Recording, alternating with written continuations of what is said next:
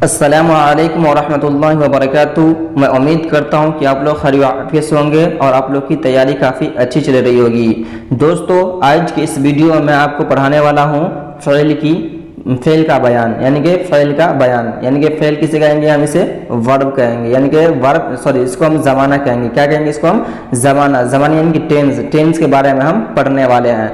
दोस्तों, इससे पहले मैंने आपको क्या क्या पढ़ा है थोड़ा सा उसे हम रिवीजन कर लेते हैं और उसके बाद जल्दी से हम इस क्लास को स्टार्ट करते हैं। दोस्तों, इससे पहले मैंने आपको क्या पढ़ा दिया है? मैंने आपको मौजू यानी कि मौजू जो है यानी कलमा की 3 किस्में हैं, इसम, फेल और हर्फ। मैंने आपको इसम के सारे चीज़ पढ़ा दिए हैं और अब हम पढ़ाने वाले आपको फेल, यानी कि इसमें कितने तरह के होते हैं, बनावट के अतबार से कितनी किस्में हैं, और फिर जो है उसको माने के अतबार से कितनी किस्में हैं, फिर जामिद की कितनी किस्में हैं, मस्दर की कितनी किस्में हैं और मुश्तक की कितनी किस्में हैं। अगर ये सब वीडियोस आप नहीं देखे हैं तो प्ले लिस्ट में जाएं और वहाँ से डिटेल्स में देख लें, क्योंकि ये एक थ्योरी अगर आप देख लेंगे तो बहुत सारे आप उससे आप बहुत सारे जो ऑब्जेक्टिव को आप सॉल्व कर पाएंगे। तो चलिए इस वीडियो को हम शुरू करते हैं। दोस्तों देखिए, यहाँ पे लिखा हुआ फेल का बयान यानी कि टेंस। देखिए, उससे पहले आप एक बात को समझिए कि एक जुमला में क्या क्या होता है, यानी कि एक सेंटेंस जो होता है उसमें क्या क्या होते हैं। होता है उसमें subject plus verb plus object होते हैं। क्या होता है? Subject plus verb plus object होते हैं। सब्जेक्ट किसे कहते हैं, वर्ब किसे कहते हैं और ऑब्जेक्ट किसे कहते हैं, आप इसे अच्छी तरह से समझते होंगे, लेकिन फिर भी थोड़ा सा समझ जाइए। यहाँ पे देखिए, सब्जेक्ट जो होते हैं और subject verb plus object. Subject को हम क्या कहते हैं? सब्जेक्ट को हम फाइल कहते हैं। सब्जेक्ट को क्या कहते हैं? हम फाइल कहते हैं। और यहाँ पे वर्ब जो है इसी को हम फेल कहते हैं, इसी को हम क्या कहते हैं? फेल कहते हैं। और यहाँ पे जो ऑब्जेक्ट है उसी को हम क्या कहेंगे? उसको हम मफऊल कहते हैं। क्या कहते हैं? उसे मफऊल कहते हैं। ये इसे लिख लें आप, क्योंकि आपके एग्जाम में एक जुमले दे दिए जाते हैं और फिर उसमें पूछते हैं कि बताइए कि इसमें कौन फाइल है या इसमें कौन मफऊल है या फिर इसमें कौन फेल है। वो पूछते हैं, किसी न किसी एग्जाम में वो पूछा गया है, यानी कि वो चाहे बिहार के किसी भी बोर्ड हो या फिर वो मानो के डीएलएड एंट्रेंस एग्जाम या बीएड हो, उसमें हम जरूर पूछते हैं। यानी कि जितने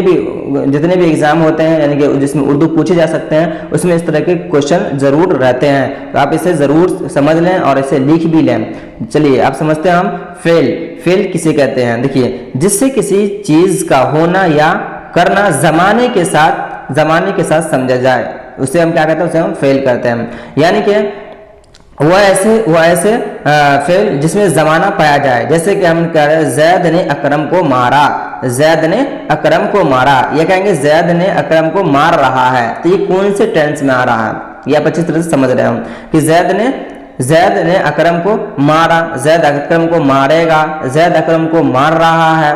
तो ये जो है ये किसमें? ये टेंस में पाया जा रहा है। किसमें पाया जा रहा है? टेंस में पाया जा रहा है। अब समझिए आगे कि हम समझ रहे हैं कि आप फेल समझ गए होंगे, यानी कि टेंस समझ गए होंगे। टेंस किसे कहते हैं? यानी कि फेल जो के काम करने वाले को हम क्या कहते हैं? उसे हम क्या है कि फेल, यानी कि फेल आप समझ गए होंगे कि जिसमें क्या हो, जिसमें किसी न किसी जमाने की बात की जाए, जिसमें किसी न किसी जमाने की बात की जाए। चलिए आगे समझते हैं हम। आगे क्या है? आगे है आपका फाइल करने वाले को हम क्या कहते हैं? फाइल करते हैं, यानी कि काम करने वाले को हम क्या कहेंगे?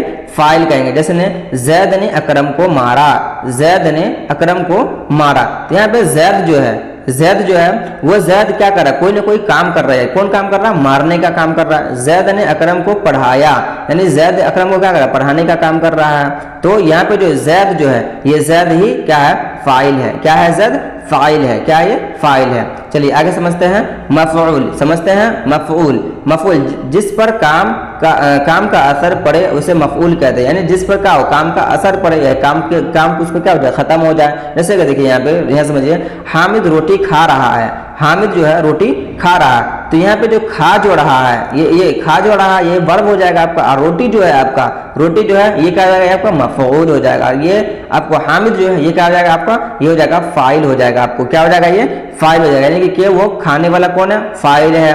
और क्या खा रहा है? तो रोटी खा रहा है। क्या खा रहा है? तो रोटी खा रहा है ना। समझिए, अब आगे समझिए कि जमाने के लिहाज से क्या है? जमाने के लिहाज से फेल की 3 किस्में हैं। जमाने के लिहाज से कितनी है? फेल की 3 किस्में हैं। मैंने आपको मॉर्निंग वाले क्लास में आपको बताया था पूरे डिटेल से कि जमाना यानी कि जिसे हम क्या कहते हैं? टेंस कहते हैं। जिसे हम क्या कहते हैं? टेंस कहते हैं। और आपने पढ़े होंगे कि टेंस जो होते हैं वो तीन तरह के होते हैं। कितने तरह के होते हैं? तीन तरह होते हैं, यानी कि एक बाप के तीन बेटे, और फिर हर तीन बेटे के जो है ना चार चार बेटे हैं, चार चार बेटे होते हैं। यानी कि टेंस जो होते हैं, यानी कि इसे एक जो है पिताजी समझ जाइए और उनके बेटे समझिए। तो कौन कौन हो जाएंगे? एक हो जाता है प्रेजेंट, उसके बाद आपको पास्ट, उसके बाद आपको फ्यूचर, उसके बाद क्या आपको फ्यूचर, और फिर इन तीन बेटों के जो है फिर कितने होते हैं? चार चार बेटे होते हैं। कितने बेटे होते हैं? फिर इनके चार चार बेटे होते हैं। अब समझिए यहाँ पे, अगर आप इंग्लिश में समझ गए होंगे तो यहाँ भी समझिए।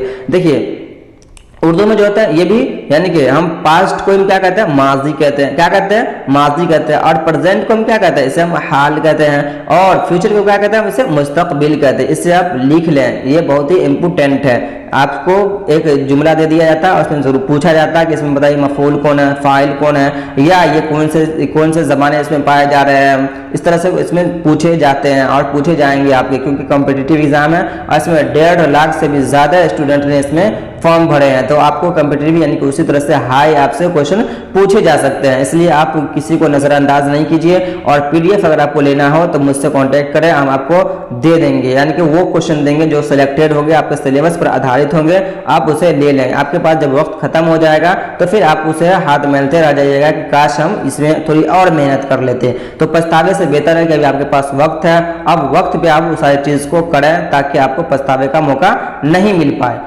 चलिए अब समझते हैं कि फेल माजी किसे कहते हैं। किसे कहते हैं? फेल माजी किसे कहते हैं, समझिए। फेल माजी किसे कहते हैं? जो काम गुजरे हुए जमाने में हो, जो गुजरे हुए जमाने में हो, उसे हम क्या कहते हैं? फेल माजी कहते हैं। उसे क्या कहते हैं? फेल माजी कहते हैं। जैसे कि उसने किताब पढ़ी, उसने किताब पढ़ी, उसने किताब क्या होगा? पढ़ी, या उसने किताब पढ़ा था, यानी कि इसमें था लगा होगा, है ना।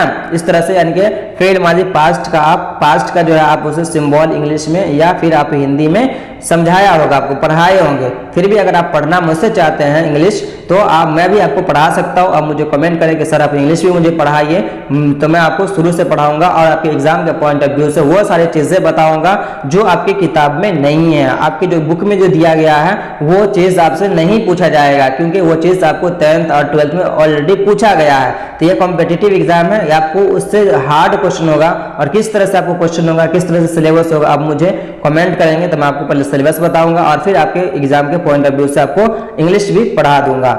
समझिए यहाँ पे तो फेल माजी जो होगा, तो फेल माजी यानी कि जिसमें था लगा रहेगा, है ना। उसने किताब पढ़ी, तो ये आप समझ रहे होंगे, पढ़ी या आ या फिर आ या ई, इस तरह से जो आता है जिसके लास्ट में वो पास्ट में पाया जाता है। अब समझिए कि फेल या हाल, जो काम मौजूदा जमाना में हो, यानी जो अभी चल रहा है, जो अभी क्या हो रहा है, चल रहा है, उसे फेल हाल कहते हैं। उसे क्या कहते हैं? उसे फेल हाल कहते हैं। उसे क्या कहते हैं? फेल हाल कहते हैं। और फेल मुस्तकबिल, फेल मुस्तकबिल यानी कि मुस्तकबिल का मतलब ही होता है आने वाला। मुस्तकबिल का मतलब होता है आने वाला, जो आने वाले जमाना में हो, जमाने में होगा। मैं बाजार जाऊंगा, मैं टीचर बनूंगा, मैं पढ़कर आपको पढ़ाऊंगा। इस तरह से जो है, तो मैंने आपको इस वीडियो में मैंने क्या बताया आपको कि ज़माने के लिहाज से जो है वो फेल की 3 किस्में हैं, और माजी, हाल, मुस्तकबिल, मैंने इन सबको डिटेल्स में पढ़ाया।